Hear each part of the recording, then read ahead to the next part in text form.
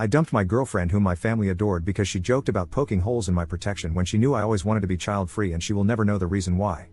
My ex, 25F, and I, 23M, were together for just under 8 months, and we clicked really well. We got along like a house on fire from the moment we met. We had a lot in common, from our morals and goals to our taste in music. My family? They love her, probably more than they love me. My mom wanted a daughter so badly growing up, and she had 4 sons before she gave up. It was probably 3 months ago now when we were on the couch while I watched a movie and she scrolled through TikTok. Not a TikTok hate post, scrolling can be fun, I'm just more of a YouTube guy. She showed me a video of a man holding his son and dancing to a song. She laughed and said something about how good I would look as a dad, which was pretty weird considering, as far as I knew, we were both child-free by choice. God knows I am. I tried to take it as a joke and mentioned that it was too bad, so sad she would never know. I thought she would respond with something about how there's nothing sad about avoiding it. She had never given me any indication before this that she wanted children. Then she started giggling this evil giggle and said something like, I don't know, it only takes one broken condom, in this sing-song voice that, I'm not even joking, gave me goosebumps. The implication was clear in her tone. Was she making a joke about poking holes in condoms? To me? For real? I tried to laugh it off, but it made me so uncomfortable. Like, skin-crawling levels of discomfort. After that, my intimate interest in her was entirely gone. It was like I processed her as a threat or something.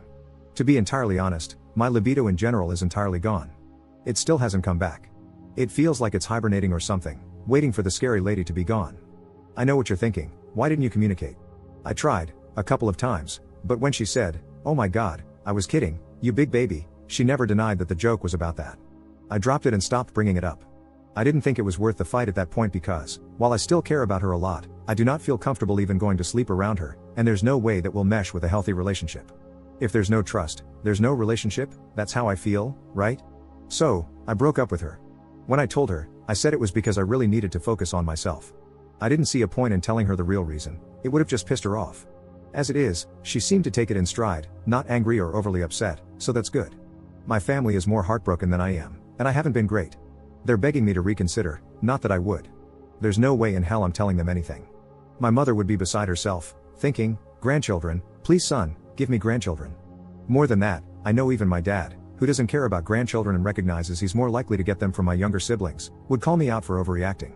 So they got the same story she did. It's frustrating because I know it was just a joke, but it was also upsetting and sad.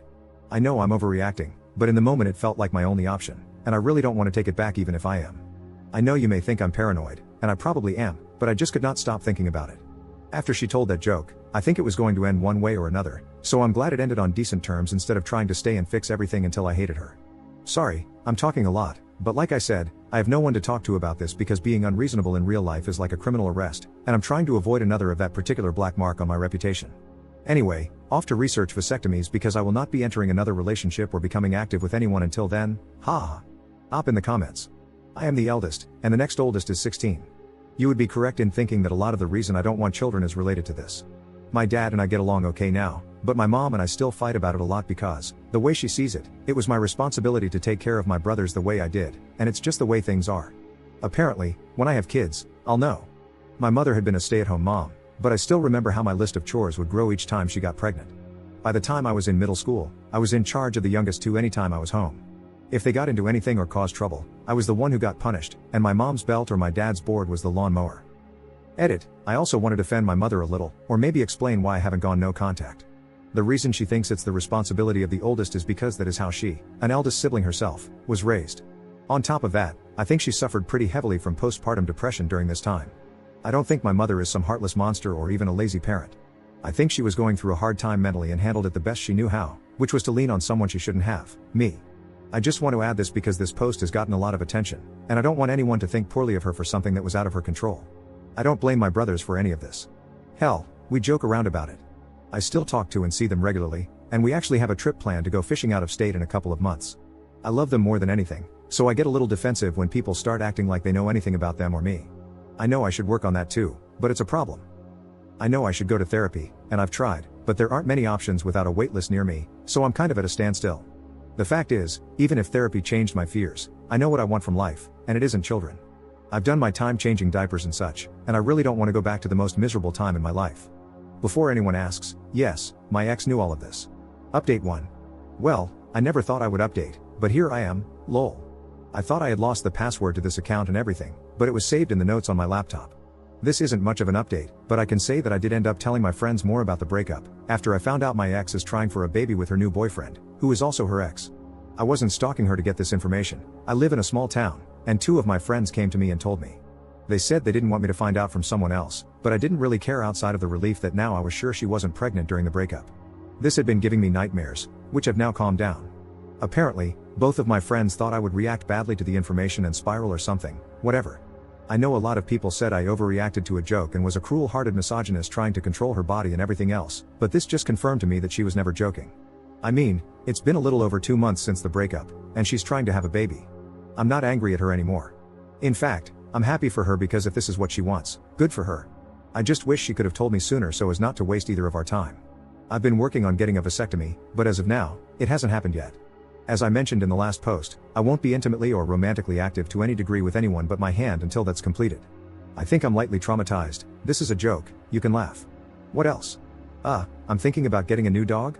I have nothing else to add here, but thanks anyway. Op in the comments. So yeah, about the vasectomy, I explained it in the last post to a degree, but I didn't really get into my medical anxiety. I have it a lot, and even when I made my last post, I knew I was going to have to get one because I realized trusting someone else with my future, no matter how trustworthy they may seem, isn't enough. I have never, and never intend to, smash without a condom. Even after the vasectomy, every woman I've been with intimately has expressed that they are also child-free and are on birth control of some kind. I am not into taking chances. I wouldn't mentally be able to handle having a child, and I would be a terrible father. I knew it was my time to take it into my own hands after the last time, but I was still extremely nervous to the point I was considering becoming celibate just to avoid the possibility altogether. It was actually the men, and wives of men, on Reddit who reached out after my last post and explained that they understood the nerves and they were natural, but that it really wasn't as scary or as painful as it sounds. I am very thankful for that because it helped me get up the balls, pun not intended, to bring it up with my doctor and start the process. Some even gave me advice on how to deal with the healing process, which I have fully taken under advisement. I'm hoping that afterward I feel the same way they do, confused and frustrated with myself as to why I didn't do it sooner.